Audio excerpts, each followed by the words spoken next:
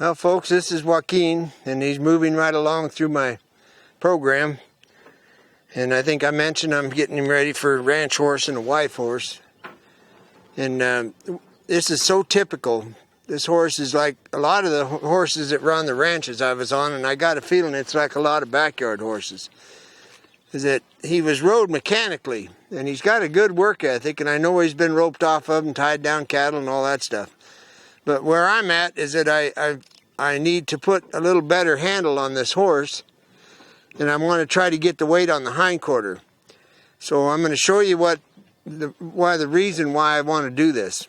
And the first thing you got to know is that when I pick up these reins, the horse works off of the reins, and the tightness of the curb strap is what makes him do what he does. There's no communication through here.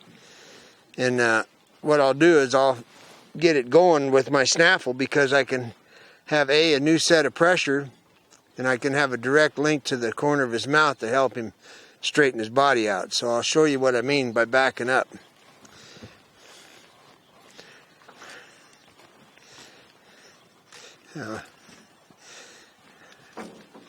This is what it looks like for me to back the horse up. Well, he is in fact backing up, and that's fine. But yeah, I'm sure you remember Prieto, and this horse is half again easier than Prieto was. I can already see it's there. I just need to change a few things. And what happens is the horse mind is focused on the bit. And people talk about neck rein, and let me show you why I don't care for it. If I want to turn this way to the left, from where I'm sitting, the horse's skull is tipped to the right. And if I turn this way, the horse's head is bent to the left. Okay, like I said, he's got a good work ethic, and he's been cowboyed on and everything else. But what I've got to do is I got to get all this stuff better. I need a better foundation. I need him not to worry about his mouth. So when I'm done, he'll go back in this bit and he'll be just fine. So that's where we're headed on this deal, and I'll show you how I get it done. Well, folks, now here we go. I've got the snaffle on him, and I've got one wrinkle. Everybody always wants to know wrinkles. Well, I put one in because I know that the horse is going to be curious about this mouthpiece, and he may want to stick his tongue over it. I don't know. But I'm giving myself some insurance so that doesn't happen. Now, after this ride, I won't have a wrinkle anymore. It'll just be right at the corner of the mouth. That's where I like to have this bit, so they can pick it up. So now I'm going to start explaining to the horse. And you've all seen this before, but it's always there's always a different wrinkle with every horse. So I'll present my skeleton, which means absolutely nothing. And I'll increase the pressure with my hands because it's a solid mouthpiece. And as soon as the horse gives, then I'll release.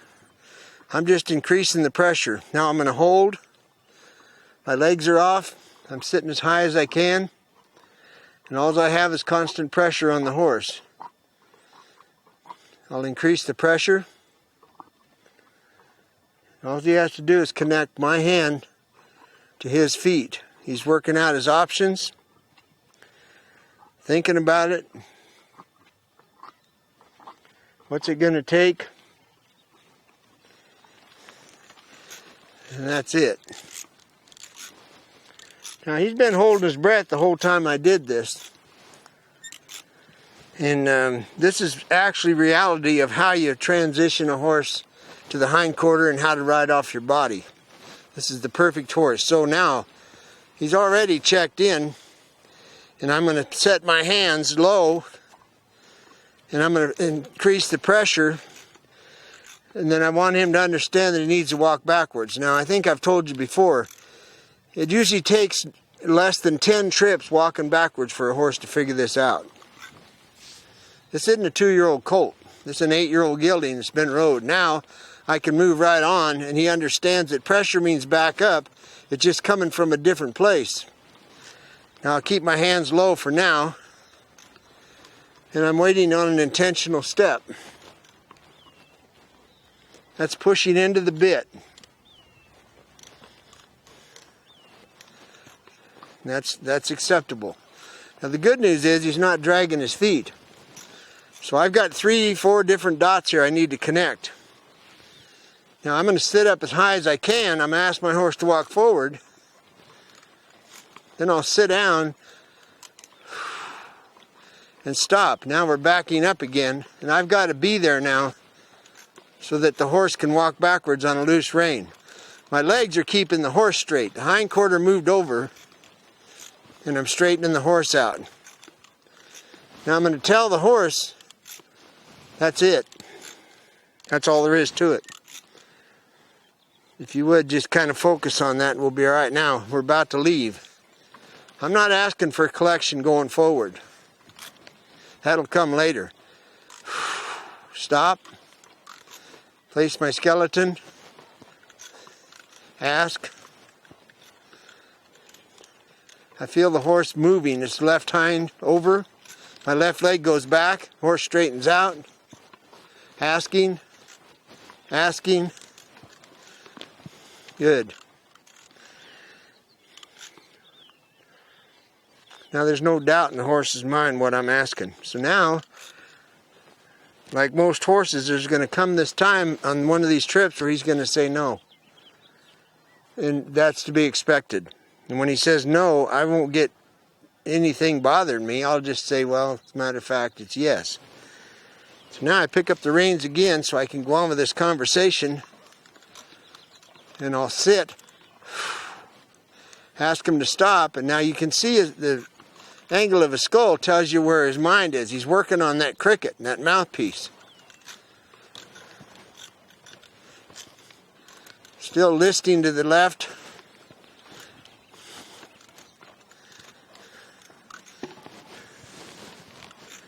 Nice job.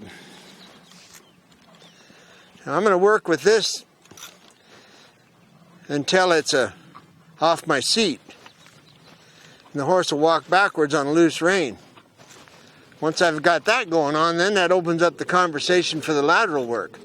After the lateral work, then it opens up the conversation for forward. A horse that's older and been ridden a lot, I don't deal with the collection first. I deal with it last. That's one reason for the shank on the western bit. It helps bring the horse into collection. This horse is put upright for this. There.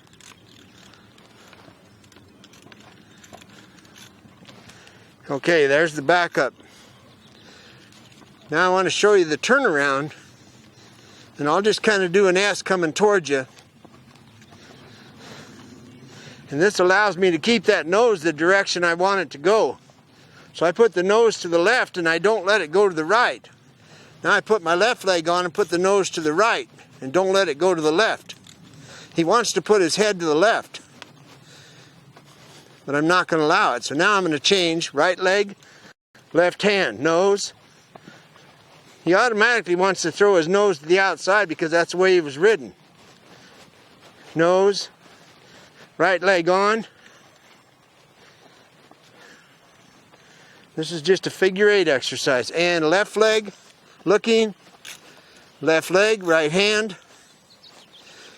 Notice my left hand is giving all the rein I can possibly give. Right and left. Right leg and left leg.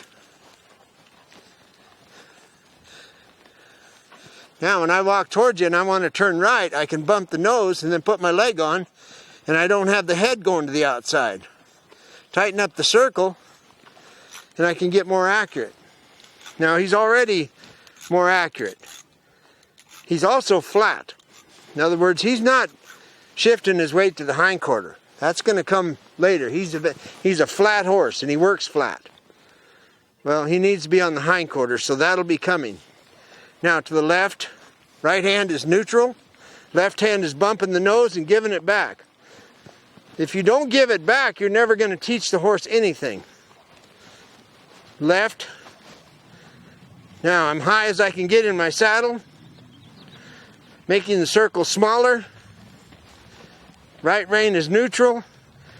When I go past you, I'm going to set it up for the turn. Right leg, right hand, shifting the weight back. and horse stepping over. The right turn, the nose is controlled by the right hand. I'll do it in front of you. The left hand shifts the weight straight back to the hindquarters so the horse can step over.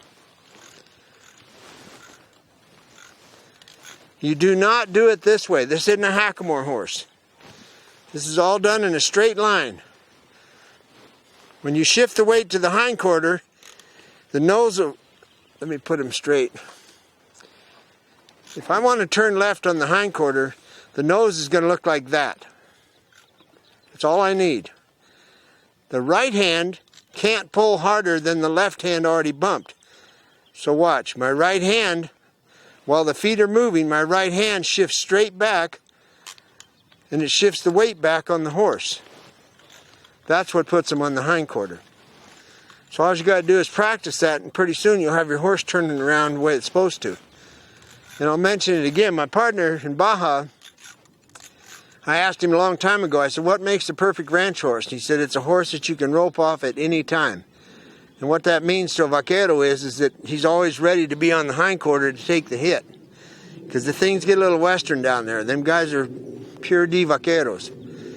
And on that note, southern Baja, which would be in the middle of the state, if you go down the state of Baja, there's an area that's like a reserve. It's like a national park. And when you go south of that, you're into a whole brand new world. It's like a pure D desert. North of that reserve is more of the rolling hills and oak trees and grass. So there's two different worlds in Baja. So in the style of the vaqueros in Baja differs depending on which end of the country you're from. Now the Mellings, friends of ours, they're right on the middle. And they're old traditional ranchers. They do everything horseback, and it's damn commendable, and they're good hands. So that's what I want you to understand about Baja. It's an amazing place. Once again, I'm going to show you this hand action. And I'm walking in a left circle. My right arm doesn't even have a bend in the elbow. My horse is in a circle. Now you notice this horse, he don't care. He's not resentful. He's not bothered. He's just fine with it because I'm giving him release. I think that's why they're fine. As I go by you, watch my right hand. Now I've got the direction I want. I open up, pull my hand back, and step my horse over. Left hand neutral. I'm going to make a right turn, open my shoulder, left hand straight back, and ask my horse to step over. I kept the nose pointing the direction I wanted to go. So this horse, it's the first time in its life I've ever done this, okay? This is not that hard to do. And there's a million horses out there that are turning their head the opposite way you want to turn. And that's why I don't care for the term neck rein. I want them to rein off the hindquarter and off my seat. So that's how you get this done. And I'll just keep pecking away at this horse and you'll see how this evolves down the road. Thank you.